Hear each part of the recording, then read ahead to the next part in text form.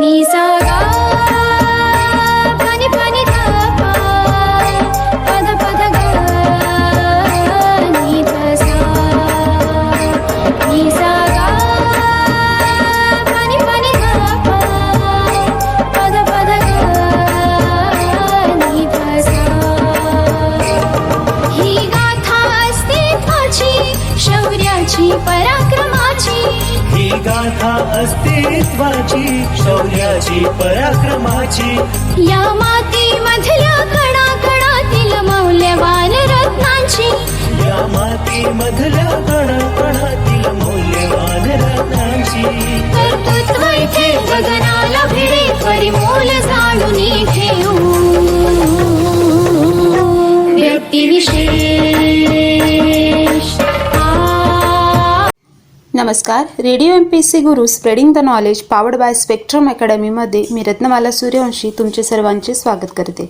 विद्यार्थी मित्रांनो, आज आपण व्यक्तिविशेष या सत्रांतर्गत जेम्स वॅट यांच्या जीवनकार्याचा थोडक्यात आढावा घेऊया. जेम्स वॅट यांचा जन्म 19 जानेवारी 1736 मध्ये ग्रीनक, स्कॉटलंड येथे झाला. हे एक स्कॉटिश संशोधक व उपकरण निर्माते होते. त्यांच्या वडिलांचा जहाज बांधणीचा व बांधकामाचा व्यवसाय होता आणि त्यांची एक कार्यशाळा होती. जेम्स अशक्त असल्याने त्यांचे आधीचे शिक्षण घरीच झाले. नंतर शाळेत जाऊन त्यांनी लॅटिन, ग्रीक व गणित या विषयाचे अध्ययन केले. त्यांना यंत्रोपकरणात विशेष रुची असल्याने त्यांचे खरे शिक्षण वडिलांच्या कार्यशाळेत झाले.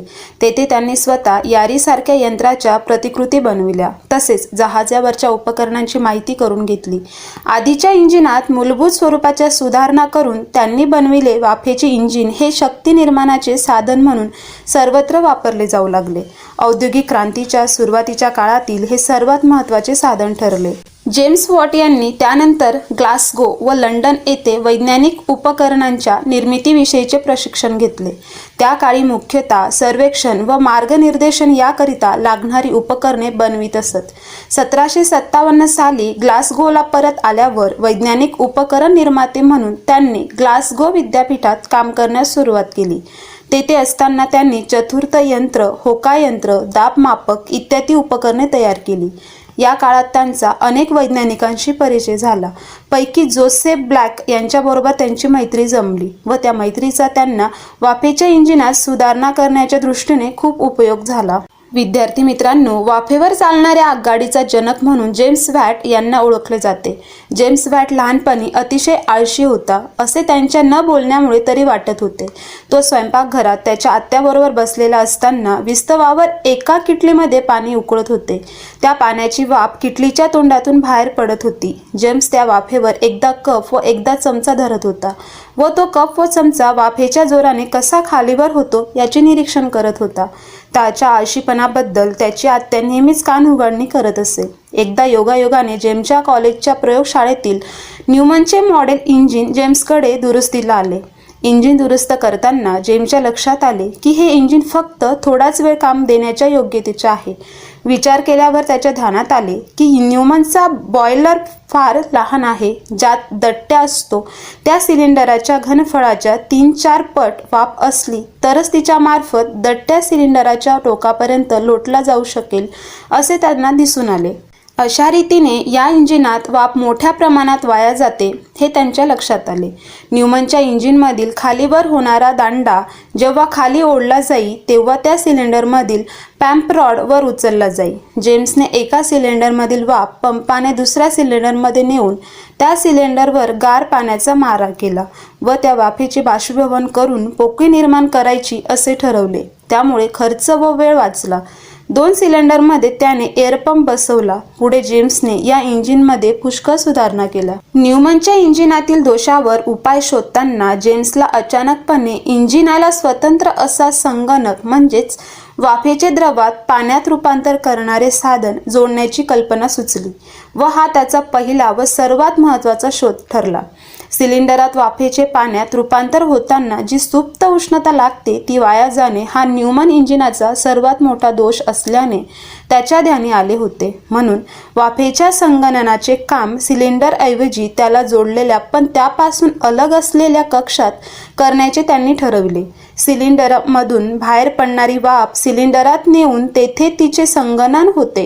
यामुळे सिलेंडरात पाण्याच्या फवाऱ्याने संगणन करताना सिलेंडर व दट्ट्या थंड होत असे आणि ते परत तापविण्याकरिता वारंवार जादा उष्णता द्यावी लागत असे.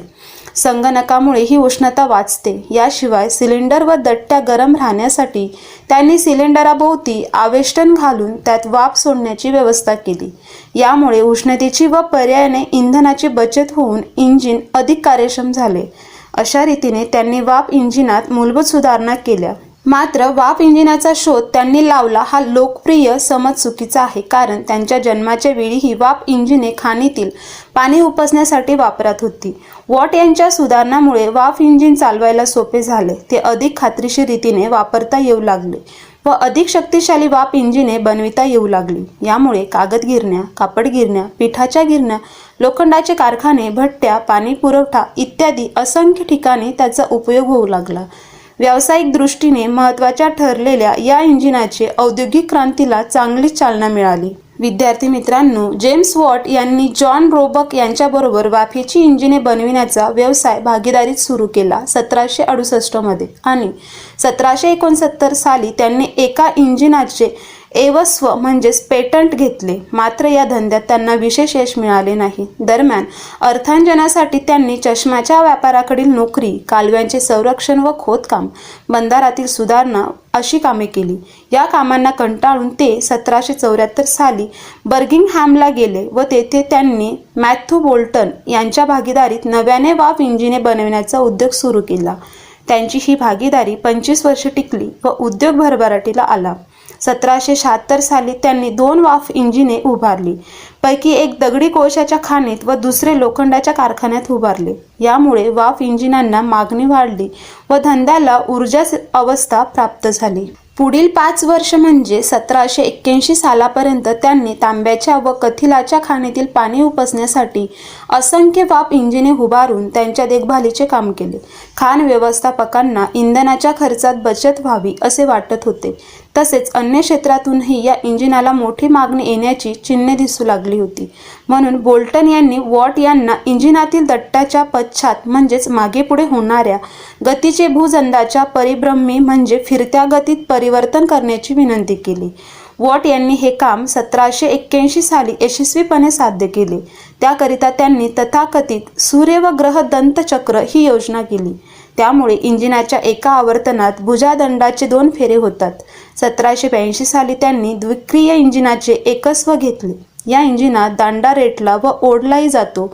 यासाठी दंड व दट्ट्या नव्या पद्धतीने दृढपणे जोडले जाणे आवश्यक होते. ही समस्या त्यांनी 1784 साली समांतर गतीचा आपला शोध वापरून सोडविली. या दट्ट्याचा दांडा लंब दिशेत हालेल अशा रीतीने संयोग दांड्याची मागणी केली होती.